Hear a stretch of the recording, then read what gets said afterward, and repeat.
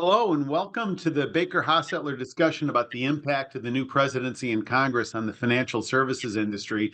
This is a deep dive. It's episode 2, if you're going to look at this as a streaming service, and it's a discussion between me, Peter Roskam, former member of Congress, who leads the federal policy team here at Baker, and my partner and colleague, Kevin Edgar, longtime financial services operator, lawyer, comes out of a strong background for 25 years in at the New York Stock Exchange and PCAOB, and then worked for dozen plus years at the Financial Services Committee, leaving it in the role as chief counsel of the House Financial Services Committee. So, said another way, Kevin has seen a few things in this sector and has seen how personalities have an impact on decision making, and in particular, he was present in some of the big battles during the financial crisis in 2008 and following all the adventures around the Toxic Asset Recovery Program and the creation of Dodd-Frank and subsequent attacks on it, et cetera. So, Kevin, there's a lot going on, obviously, and since you and I spoke on the webinar a few weeks ago around Thanksgiving time, there have been some new personalities that have emerged and have gotten the nod of approval from President Trump and are going to be moving forward. So the first one to bring to your attention and just kind of get your comments on is the new director of the National Economic Council, Kevin Hassett. He's a known commodity, but what do you know about him, and what should people be thinking about him? So it's good to be with you, Peter. Thank you for the intro. And so what do we know about Kevin Hassett? Yes, he is a known commodity. He was in the first Trump administration in a different position where he was at the head of the Council of Economic Advisors for President Trump. Now he has the National Economic Council, which he'll start to populate his deputies, and those deputies manage different sectors of the economy and then advise up to the president through what will be Director Hassett. And his job can start immediately. It's not a Senate confirmed position. So he's probably already working to advise on matters and who he's looking to help bring into his team. There was some speculation that he would be named a Federal Reserve chairman, and that's still a very decent possibility in about 2 years or less than 2 years from now, when Jerome Powell's term ends up. So he's known to the president. He will be probably sitting right in the middle of a number of important policy debates that we're going to talk about today, and you've talked about in other webinars. Crypto policy, banking policy, capital markets policy. He'll probably be deeply involved in tax policy as well, as Congress starts to look at the different paths for budget resolutions and the reconciliation process next year. So he'll be able to hit the ground running, and it's just a question of getting his team in place so that they can begin advising the White House more broadly and the president on what's coming and when, and where will the priorities be moving quickly. What are the dynamics? Let's stay in the administration, or let's stay in President Trump's purview. What are the dynamics for the incoming Securities and Exchange Commission chairman, Paul Atkins? What's a new chairman have to deal with in terms of other commissioner slots, the politics around this, following up on the legacy of Gary Gensler? What should clients, what should watchers be thinking about as they're watching this administration move with new leadership at the SEC? Absolutely. Paul Atkins was a commissioner in the early 2000s. He knows the agency. He knows the work that needs to be done. Doesn't have to figure out where things are in the building. He will obviously be in a position to name new division directors and the chairman's staff. He'll be in a position to really begin to focus on the areas that Chairman Gensler did not have a rule writing plan. Number one, crypto and digital assets. Number two, capital formation. And those are not mutually exclusive. Different divisions will be working on those two rulemakings. They can move concurrently.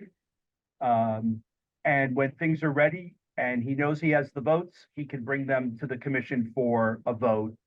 A lot of work has been done in Congress. We'll get to that, of course, on crypto policy that will help inform potential rulemakings that soon to be Chairman Atkins will be dealing with. But what is he going to be facing? We know of the two announcements by Chair Gensler and Commissioner Lizarga that they'll be both leaving on the 20th of January and the 17th of January. There is still Commissioner Carolyn Crenshaw, whose term expired in June, but assuming there is no replacement named for her seat, her slot, she can stay until the end of this time next year. Of course, President-elect Trump can nominate someone to replace her come January 20th officially. He could nominate an independent. He could use that term to nominate Paul Atkins if he chose, because it has the most time on it. The Gensler term has until June of 26. So if you don't want to have to come back and repeat another nomination and another vote, you find the longest term and use it. But I think what we will see is, in addition to a very different looking rulemaking agenda, what will the SEC's posture be on pending litigation, on rules that are being challenged? Will the SEC take a different tone in that litigation? Will they no longer pursue it? Will they? And that's happened before when administrations have changed. But probably items 1 and 2 and 3 is crypto capital formation and revisiting rules that have been promulgated under Chairman Gensler that missed. In our last webinar, we talked about the Congressional Review Act and the look back period. There are going to be rules that were done before August of this year. So how does Paul Atkins look at those rules? Does he seek to modify them, alter them in a way? But those would have to go through the normal notice and comment Administrative Procedure Act processes, unless they're subject to litigation from private parties and they're overturned in the federal court. So he has a few moving parts, but he knows the agency and he knows the way that the processes for rulemaking, and be able to again hit the ground running as soon as he's confirmed. Okay, you've mentioned crypto a couple of times, so let's get at it, but let's get at it a little bit indirectly. Sure. So French Hill, who you and I know, congressman from Arkansas, was chosen to be the next chairman of the House Financial Services Committee. Seemed like it was unexpected and that there were, others that were in a stronger position, but who knows what happens in the steering committee, and French Hill came out on top. What do you make of that? Not so much kind of the dynamics within the steering committee, but what do you make of Congressman Hill with his background in terms of banking expertise and so forth, where he says he wants to make community banking again, making community banking great again? What do you make of that? And you know him, you've staffed him, you've been alongside him and seen him in a lot of different settings. He's got a very strong reputation, an excellent reputation. How are people to interpret the direction of the committee? And I have one other question that relates to kind of personnel drama, but what do you think about Chairman Hill? Well, his experience and background is perfectly suited to lead this committee. He was a Senate staffer, so he understands how staff operate and work and the demands on staff in prepping members on complex subjects. Financial services is something that very few members would run on to be elected. Yeah, you would probably hear from your local banks, your local credit unions, your insurance agents, maybe the brokerage firms and financial advisors, realtors in your district, and they would come in and tell you, here are the things that aren't working, And you might morph that into at a campaign level of, well, we have too many regulations, and the regulations are stifling growth. They're stifling investment. They're stifling loan activity. And that's what French Hill is perfectly suited. He worked in the Treasury Department. He has been a banker. He understands capital markets. He's a deep diver into policy, and is a very good communicator of it as well. He can take a lot of complex issues and make them very understandable to someone maybe watching a hearing for the first time. Again, the great thing about being the chairman of financial services, you'll have subcommittees there to help move along issues. Some he'll keep at the full committee, probably crypto, since he's led that crypto and fintech and AI subcommittee for the last 2 years. They've done a lot of the work. The bill passed the House. The crypto market structure bill passed the House earlier this year with 271 votes. Unlikely to make it into the final end of year work product that's being debated right now, or probably more than unlikely, not likely at all. But he can take that work product. Obviously, he's going to have a new working partner with Tim Scott at the Banking Committee in the Senate. He also has a new working partner with Senator John Boozman from Arkansas, his home state colleague, taking the lead at Senate Agriculture, which has jurisdiction over the Commodity Futures Trading Commission, which is linked together in the crypto digital asset world.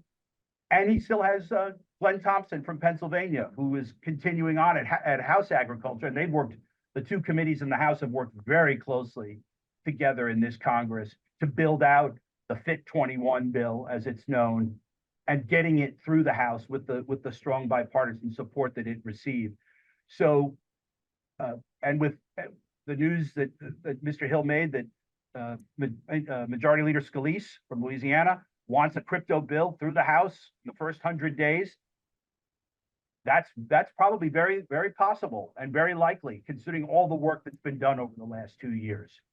So how is let's just talk about the politics of crypto here. You know, I mean, it's gotten a lot of attention. A lot of people have said so-and-so was elected with help from crypto.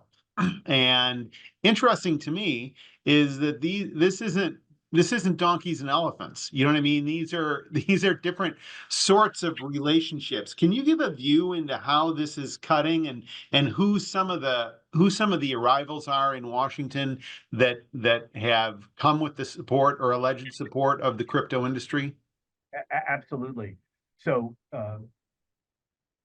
specifically, at least 3 of the new senators, Senator Schiff from California, Senator Moreno from Ohio, Senator-elect Gallego from Arizona, all reportedly received crypto support during their campaigns. There are probably others that I'm not mentioning or forgetting off the top of my head, but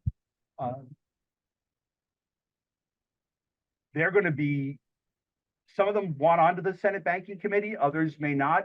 Senator Schiff's been put on for the last couple of weeks of this Congress to fill vacancies because his predecessor, Senator LaFonza Butler, has already left the Senate. He's been sworn in. Same with Senator Andy Kim from New Jersey. They're filling vacancies. They will have a vote allegedly in committee on Wednesday to advance the nomination, even at this late date of, as I mentioned, Commissioner Crenshaw, to advance her to the full Senate.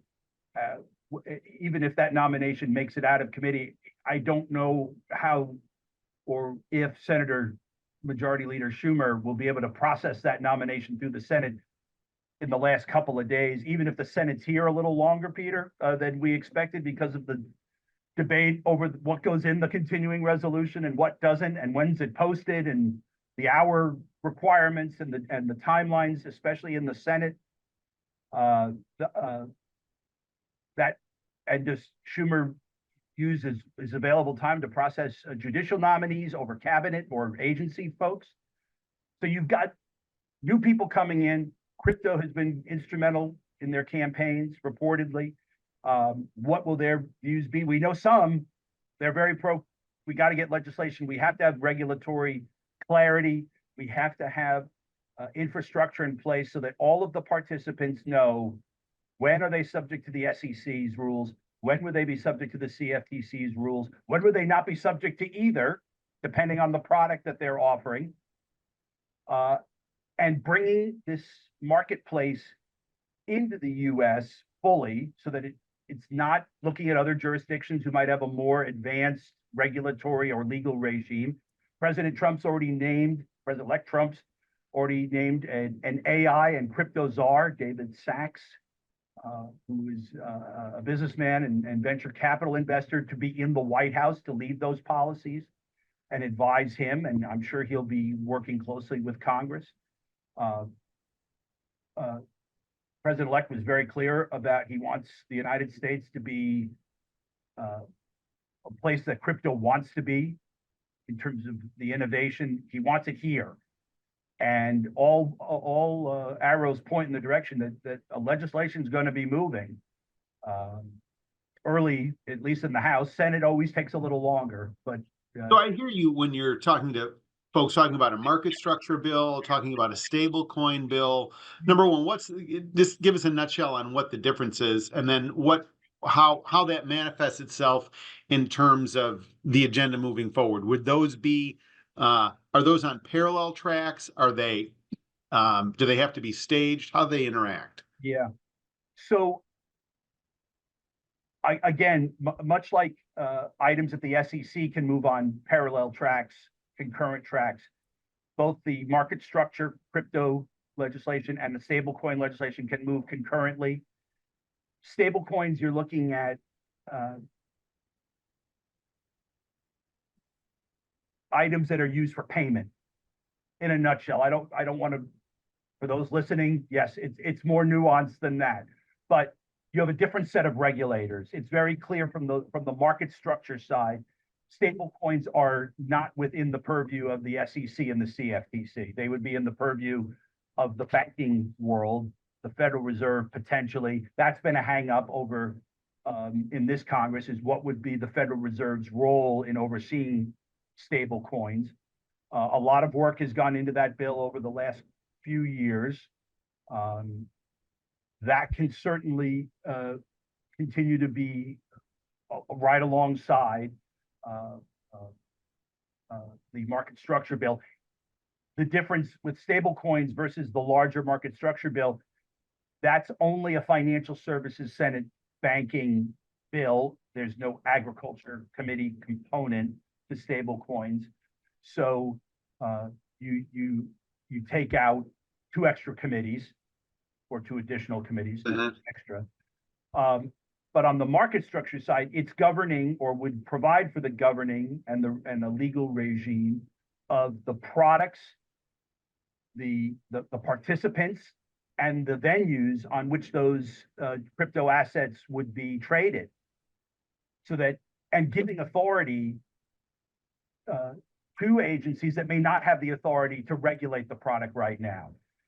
Even the FSOC a couple of years ago, in fact, last year, they said Congress needs to provide legislation for the authority for agencies to govern crypto trading and oversight. So this work is probably front and center as soon as Congress convenes in 2 weeks and the committees organize and they get to work. So we talked about some surprises at the steering committee. Congresswoman Ann Wagner from Missouri was largely thought likely to be successful in her bid to become chairman of the House Foreign Affairs, or the Foreign Affairs Committee, and she was not. They chose someone else. What does that mean? Because she's been a very senior and very active member of the Financial Services Committee, and it was sort of thought, well, she would step back from that in light of the new responsibility on the Foreign Affairs side. She's not going anywhere. She will be active, and she currently chairs the Capital Markets Subcommittee. What's likely to be on the agenda in light of Congresswoman Wagner's role here? Sure. So had Congresswoman Wagner been successful in securing the foreign affairs gavel, she would have had to given up the capital markets subcommittee gavel. Waivers are always possible, Peter. You and I have seen waivers, but likely she would have only been chairing that full committee. Likely now she stays right at capital markets. A lot of work again. She's had a very busy 2 years. Examined a lot of the SEC's rules or lack of rules in areas that are important to Republicans. Moved a lot of legislation. Held a lot of oversight hearings with the different components of the SEC, as well as the agencies that flow into the SEC, such as the PCAOB and FASB and some of the others. Again, she can hit the ground running. Right. Lots of bills ready to go. Assuming the sponsors are still in Congress, and maybe there's some reassigning of bills of people who have left, and maybe there's new members on the committee that have been named, at least on the Republican side. If they're on capital markets, I know she will be intimately involved in helping them find out what their priorities are and helping them with legislation and moving it through the committee as quickly as you can. But it's going to change. A lot of the hearings, I imagine that they will hold in that subcommittee will be supporting Paul Atkins' agenda and providing the outside expertise that the SEC can rely on, either independently, or they can certainly bring them in for whether it's roundtables or other public forum that help inform the SEC's policymaking and inform the committee's policymaking. But Chairman Wagner, she chaired oversight subcommittee. That she was the ranking member on a subcommittee that when Maxine Waters was chairwoman on diversity, equity, and inclusion, she was the ranking member of that. Majority came back to Republicans. She secured the capital markets subcommittee gavel. So she's been involved in a lot of issues, and again has experience and to move as soon as the committee organizes in next month. What do you make, Kevin, of the relationship between Senator Scott and Congressman Hill? Both kind of creatures of the House in a way. Tim Scott spent a lot of time. He was in the congressional leadership as a freshman. He was the freshman rep to John Boehner's leadership table and came up through the House. Seen some analysis that says, well, because French Hill has this background in banking, he's the policy guy, and because Tim Scott is a communicator, he's the political guy. And I think that's sort of simplistic and a little bit off, but at the same time, there's some truth to it. You know what I mean? How do you how should people be looking at those two, not just individuals, but as they're interacting? But you, as chief counsel, were interacting with your Senate counterparts. What's that dynamic, even when one party's running the show? Exactly. It's great to have it. It makes having meetings very easy. It makes discussing agendas very easy. But at the end of the day, the House only needs 218. And as long as you have more than 218, you can pass just about anything, even with a couple of members leaving for the Trump administration. My time in Congress, we were in the majority. We never were at that low threshold in terms of or how tight the majority was. We had a comfortable majority for most of the time. I was in at the Financial Services Committee. I would not expect there to be a lot of disagreement on some of the big ticket items: crypto, capital formation, housing policies being talked about a lot. And Peter, we could probably spend 3 hours talking about housing policy. And there's been news in the last week just about that. But at the end of the day, Tim Scott needs 60 votes to get something through the Senate floor. And where is he going to find 7? He has 50, assuming all 53 Republicans line up with him and they say, yep, Chairman Scott, you've done the work. I agree. I might have an amendment.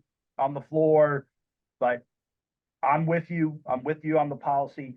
Where are the 7 Democrats coming to get him over the top so that he can go to Majority Leader Thune and say, I don't have just 60, I've got 63.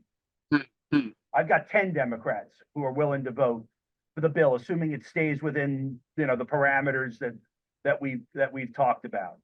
And that has happened before. It happened on banking and capital markets modernization under Chairman Crapo. He had to go outside of the banking committee, to help him get over the top. He didn't have then Ranking Member Brown's support, which I think will have a similar dynamic in the next Congress. Ranking Member Warren most likely not going to be on board with a lot of what Tim Scott's agenda is legislatively. So where does Tim Scott go to get those 7 extra votes or more to give the leader the confidence that they can put the bill on the floor over a filibuster, right? But it helps when the House can move quickly, because the House doesn't have nomination hearings to consider. Senate does. So Senator Scott, Chairman Scott, is weaving in legislation and nomination hearings. Do you think it's going to be like the story of, like, look, essentially, Chairman Hill is going to be able to move an agenda through his committee? He's going to get time from Leader Scalise on the floor. They're going to put these votes up, and they're going to pass them, and then they start to pile up in the Senate. Is that how this is likely to go? And then Senator Scott is dealing with floor time in terms of nominations, which is no joke. It's a real restraining influence. He's obviously got the 60 vote threshold that you mentioned. And then if you're those two people, how do you keep from recriminations going back and forth? Because it's not helpful if you're if you're one of those chairmen and rank and file in the House starts criticizing the Senate. It makes it more difficult. What's your advice for the two chairmen as they're coming together? Chairman Hill is a pro. It's all the members who will say, my bill passed with 388 votes. Why hasn't it moved? Because lots of bills pass with 388 votes. Yes, really doesn't care. And that's right. There'll be bills coming out of energy and commerce with great votes. There'll be bills across lots of committees on suspension in the House that come out with great votes, and they all stack up.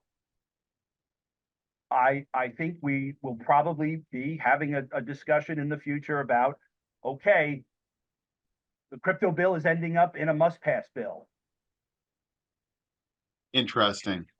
Whether it's a continuing resolution, whether it's the National Defense Authorization Act, if there's enough support, leaders can add it in there.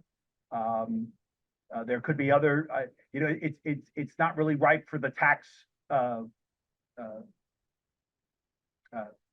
No, taxes won't move like that, but you can imagine some other things. Yeah. It does seem, Kevin, we just have a minute or so left. It does seem like Congress is on the verge of making big moves on crypto. Yes. Because the issue is ripening. There's a level of familiarity with rank and file. There's an understanding that this has to be dealt with, that technology is just cascading past things. And it does seem like the incoming president is very forward-leaning about this. And in light of that, he's going to put his thumb on the scale and be intentional. So we're still waiting. We don't know who's the personnel around FSOC or the FDIC or the CFTC or the CFPB. CFIUS, last word. What do you think, CFIUS, the Committee on Foreign Investment in the U.S., that we talk a lot about outbound investment. This focuses on inbound. The chairman of the Secretary of the Treasury chairs that. What do you think it's going to be looking at? Boy, a lot of discussion, a lot of work has gone into this outbound investment law. It's been talked about for months. It didn't make it into the NDAA. Unclear if it's going to ride along on the continuing resolution. It will come right back up. President Trump has been very clear about his views, and a lot of that outbound is directed at China. Howard Lutnick will be leading the trade agenda, reportedly out of the Commerce Department. He'll have the trade rep as well, and the trade reps team working with him. Treasury chairs the CFIUS, the committee. That's focused on inbound, of course, but and the goal is to bring investment into the United States that's responsible and doesn't threaten national security, which is what CFIUS is always examining. And if they can get the outbound done, it's going to take a little while to implement. Based off of the number of rules that end up being directed to be written, or the policies that need some implementation. Again, that can be done hopefully quickly, but everything is subject generally to notice and comment, and that does take some time to comply with the Administrative Procedures Act. If it doesn't get done, again, top of the agenda. Yeah. And probably rides in a must-pass bill. But again, if 60 votes can be found, anything's possible. Well, let's leave it there. He's Kevin Edgar. I'm Peter Roskam. We're at the Baker Hostetler's federal policy team. If we can help you in the future, if you want us to keep an eye on issues for you, please reach out, and we look forward to staying in touch down the road. Thanks again. Have a good day. Bye-bye.